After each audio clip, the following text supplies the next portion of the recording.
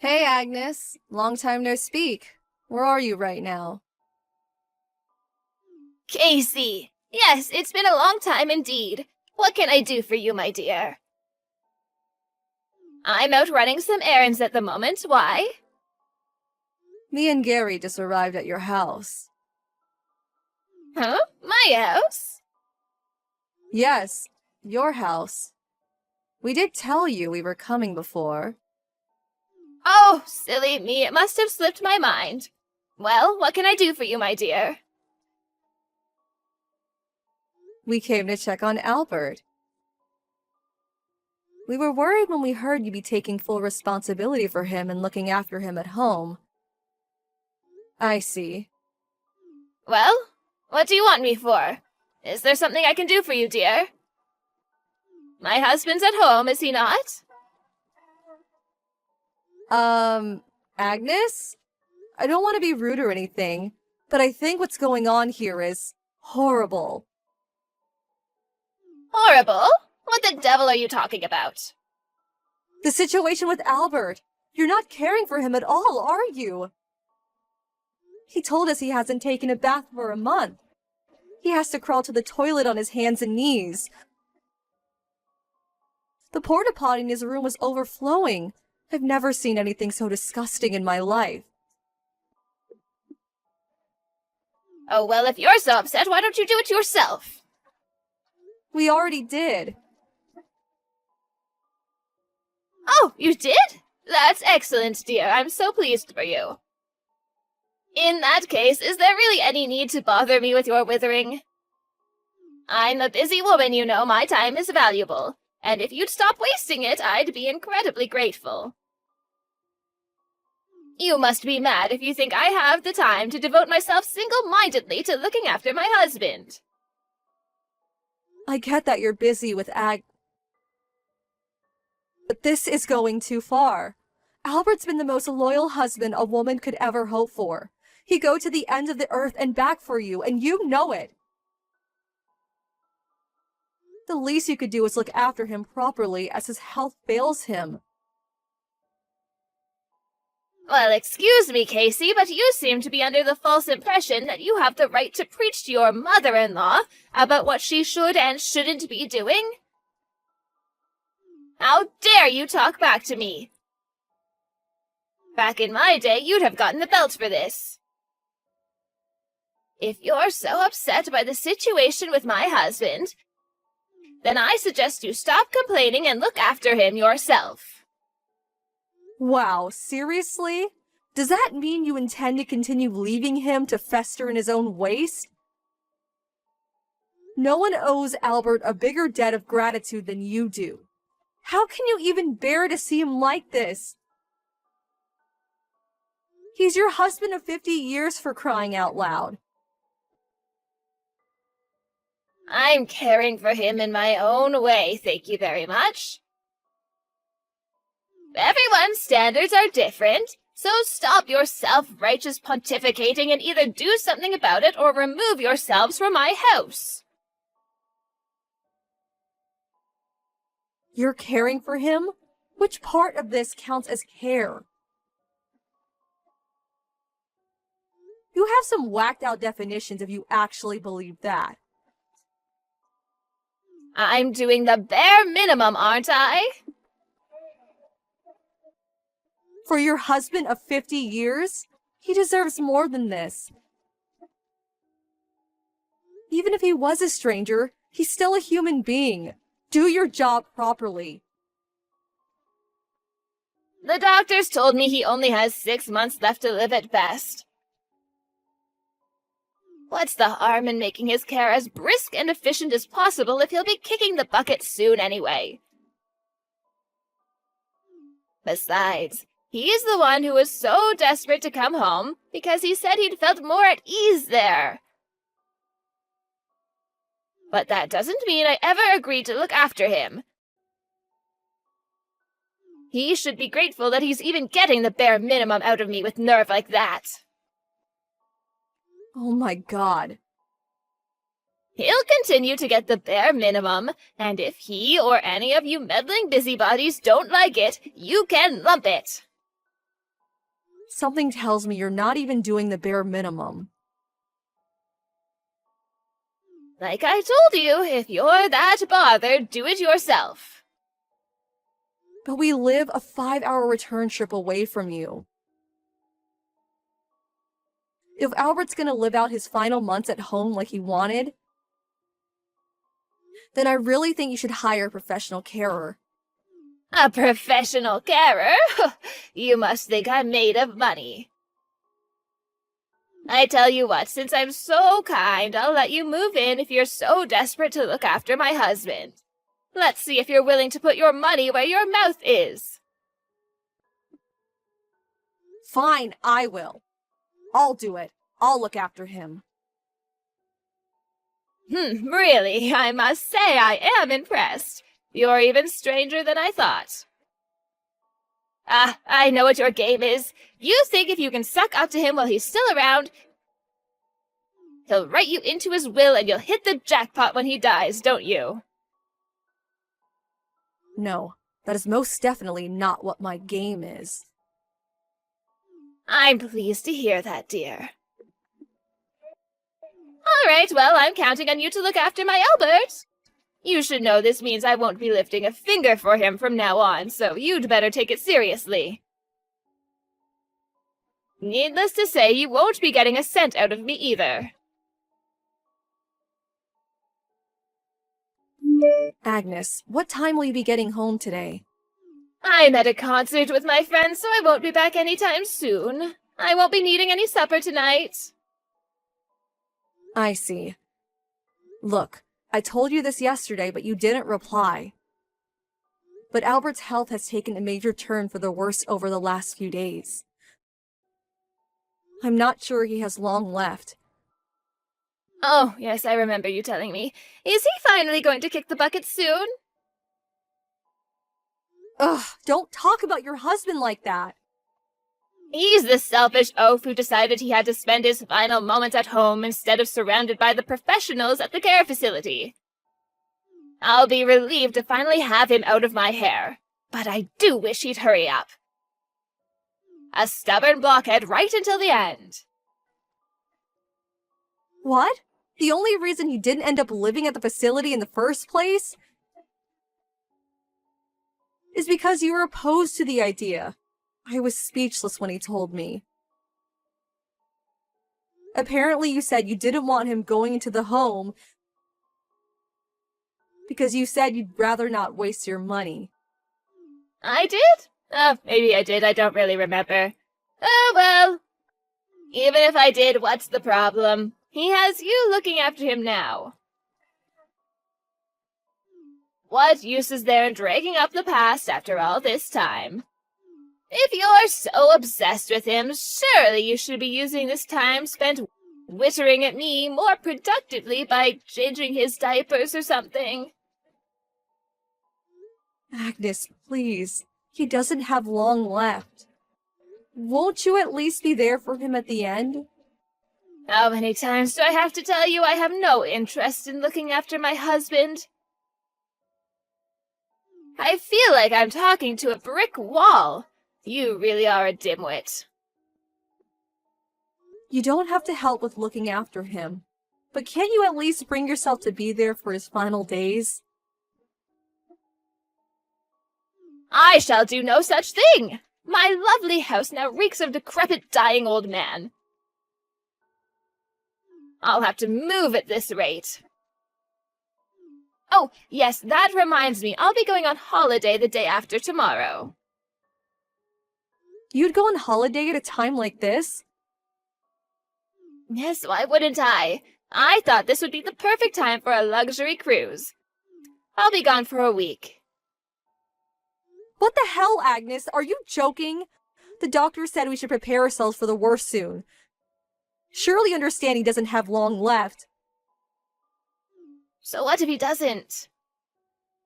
Isn't there any part of you that wants to be by your husband of 50 years aside when he passes away?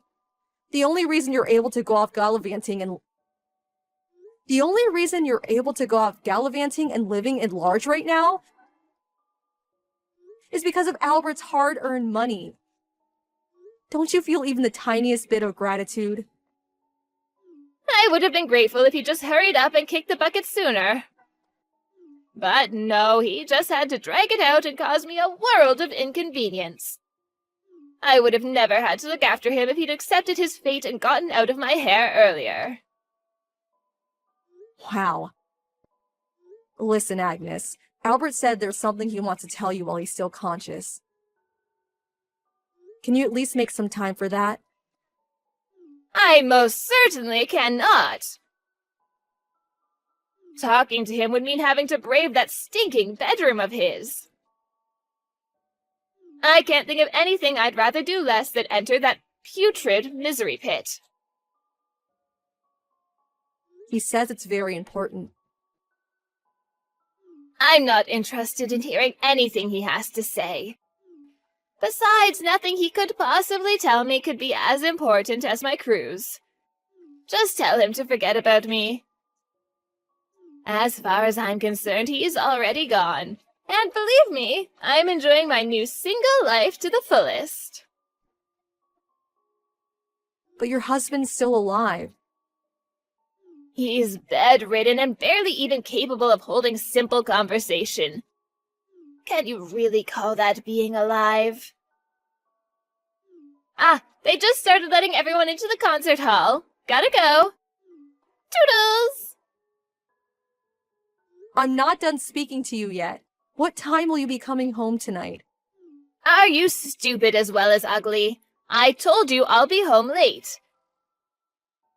You're such a pain in my ass, you cocky little upstart. Do me a favor and die along with my husband. I'm turning my phone off so you can't harass me anymore, so you may as well not bother messaging me again today.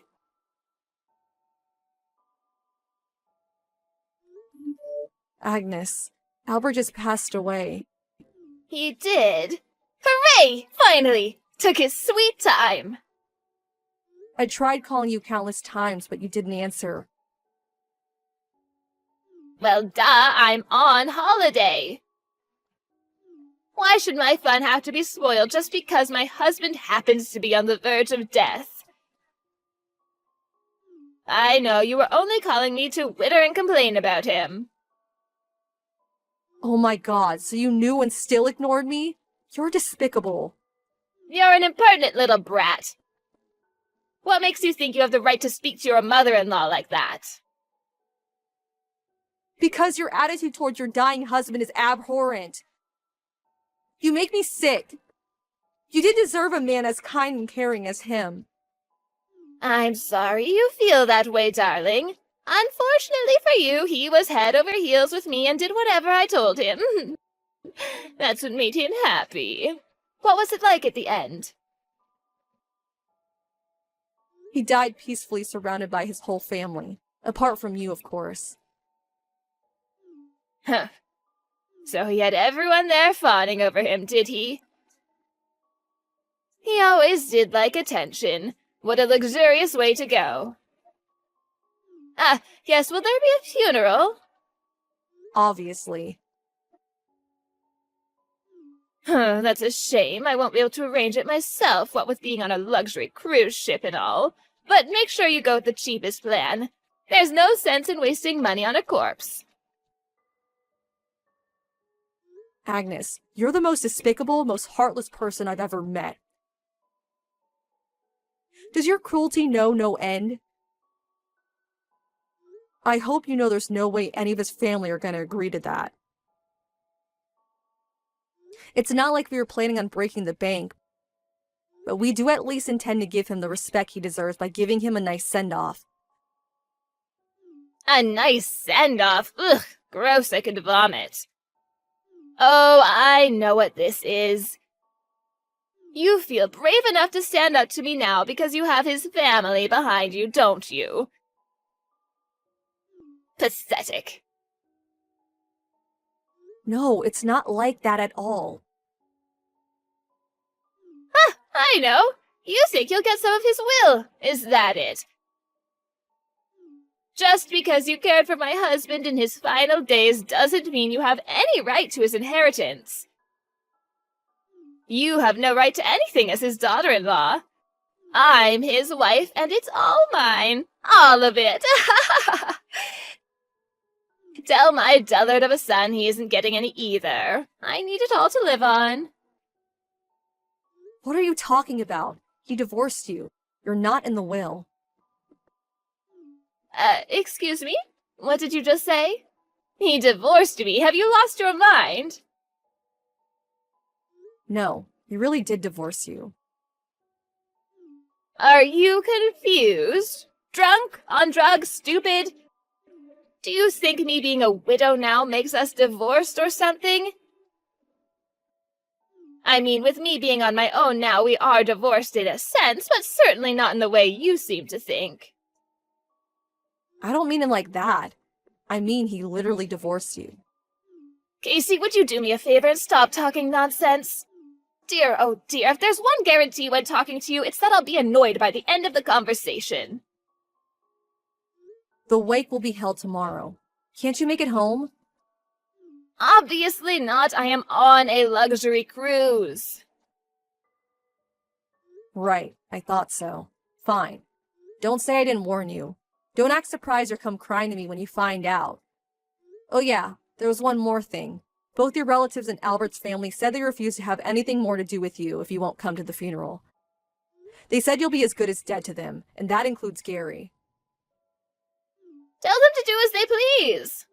I can live my life in comfort as long as I have the inheritance money. Why would I want to associate with such a bunch of stuck-up, self-righteous busybodies anyway?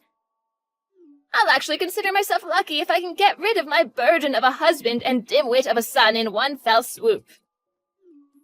Casey, are you there? Albert's lawyer just told me I wasn't written into the will. Then he said he couldn't tell me anything else because I am not family? What the devil is going on? There must be some kind of mistake. Explain this at once. What did you do? Are you back from your holiday? What does that have to do with anything? What's going on? I told you pretty clearly a few days ago that Albert divorced you. What? But that doesn't make any sense. I never handed in any divorce papers. No, but I did on your husband's behalf. You can elect a representative if you're not capable of handling them yourself. But I didn't sign anything. Did you forge my signature? That's illegal. I'll have the divorce invalidated and get my hands on that money before you know it. Mark my words. Nope, you most definitely did sign the papers. No, I did not. Yeah, you did. It was 10 years ago, remember? Huh? Remember when he said he was divorcing you when he found out you were cheating on him 10 years ago? He told us about how you broke down in tears and promised to change your ways, begging him to give you another chance, which he agreed to do because he believed you. He made it clear you wouldn't be getting any more chances and that the next time really would be a divorce, didn't he? He still remembered what happened 10 years ago? How could he forget you cheating on him? His condition for giving you one last chance was that you sign a set of divorce papers so he could divorce you immediately the moment you gave him reason to. If it ever came to it. He showed me the pledge you wrote him, too. You said you agreed to him handing in the already signed divorce papers in the event that he's decided that was what he wanted. No way. I thought that was all just to scare me. I never thought he'd actually do it. You brought this on yourself. He wanted to speak to you before he passed away. I did tell you that, but you wouldn't listen. I didn't know it was about divorce. Not my problem. The bottom line here is that you're not in the will, and you're not getting any of the inheritance. All you're entitled to is half of the money from the house. Is that it? But that barely amounts to $20,000. You should be grateful you're even getting that. You're the one who spent every last cent of his savings without his permission, I might add. There'd be grounds for a legal challenge there if any of us had the energy to go through the drama. The fact that you think you actually deserve anything beyond that just shows that your arrogance truly knows no bounds. Am I really not getting a single cent? Nope. Why would you? You're a stranger. Wait, no, what am I supposed to do now? Well, first of all, you need to get the hell out of that house. You might have both paid for it, but it was in Albert's name. And he decided to give it to your son. He's putting up for sale, and you're sure as hell not welcome in it anymore. You'll have a month to get your things together and leave. You'll get your share when we sell it. You mean I have to leave my own home? Correction. You have to leave Gary's home. But I can't. I have nowhere else to go. How am I supposed to find somewhere else to live in a month? I won't even be able to afford to pay rent without my share of the money from the house. Even then, how am I supposed to live out my retirement on a poxy $20,000?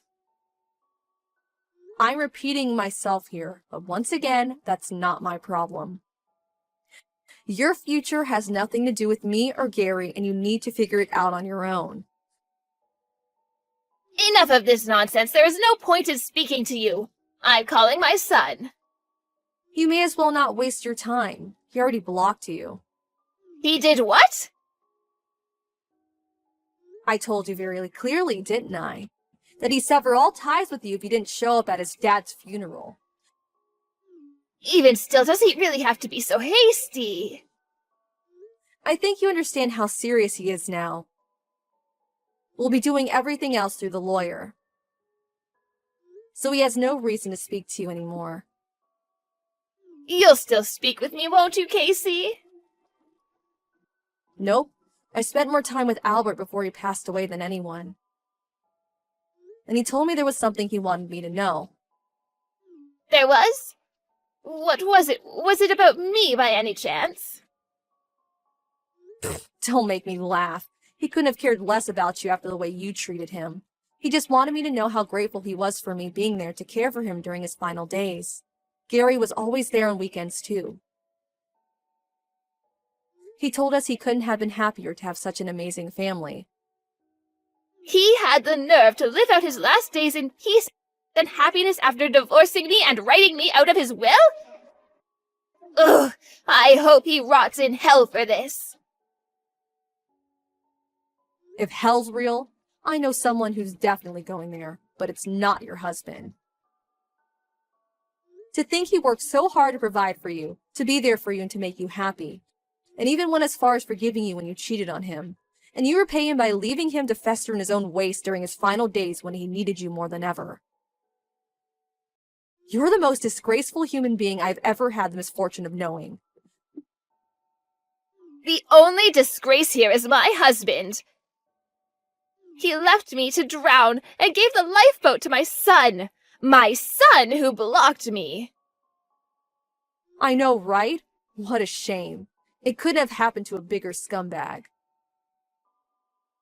Cutting you out of our lives was the easiest decision me and Gary ever made. I hope you live out the rest of your life in despairing loneliness and isolation.